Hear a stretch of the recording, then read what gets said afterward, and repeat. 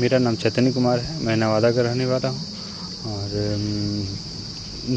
मेरे साथ मेरा भगना है जो कि एक पेशेंट के रूप में है। और मैं कभी कहीं जॉली ग्रांट में और कहीं मैं दिखाया तो डॉक्टर ने हमेशा ये सलाह दी है कि इसे क्या है कि बॉडी केवल फैट है और इसे कोई बीमारी नहीं है, इसे कैल्शियम वगैरह दिया जाए।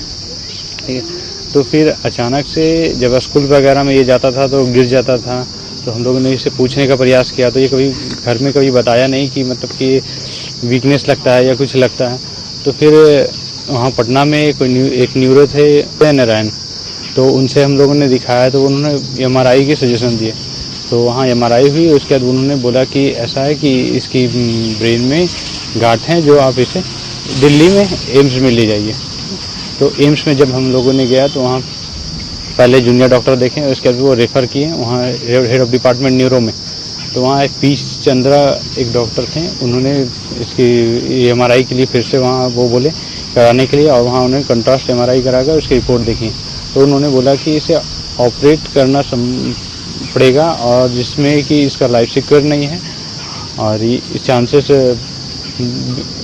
बहुत कम है और इसकी लाइफ 3 से 4 मंथ है, और अगर मैं ऑपरेट कर देता हूँ तो 1 ईयर, उससे ज़्यादा नहीं, मगर इसकी लाइफ सिक्योर नहीं है।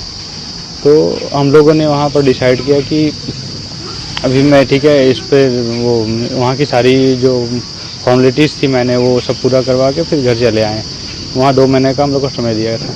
तो यहाँ पर जैसे ही मैं आया तो मैं यूनिवर्सिटी में विश्वविद्यालय हरिद्वार से मैं कोर्स कर रहा था, तो हम लोग की ड्यूटी लगी थी इंटर्नशिप में, मैं जमुई गया था। तो हमारे इंटर्नशिप ग्रुप में एक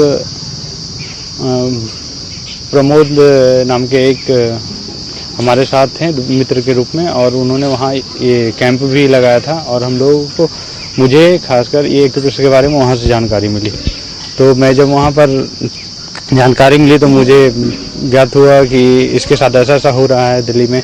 तो फिर मैं उनसे एड्रेस लिया कि आप ये इसका हेड सेंटर कहाँ है, तो उन्होंने मुझे इलाहाबाद का एड्रेस दिया और वो मेरे साथ में आए और फिर उन्होंने यहाँ पर ले गया 2012 में। और उस समय स्थिति ये थी कि हम लोग क्या करें ना करें, हम लोग उस मंजस की स्थिति में थे। और उस समय अग्रवाल सर के सामने आने के बाद मुझे उसमें कुछ समझ में नहीं आया, मगर फिर धीरे धीरे जैसे जैसे बीमारी की इलाज चलती गई उसके बाद विश्वास बढ़ता चला गया। और आज स्थिति ये 2015 में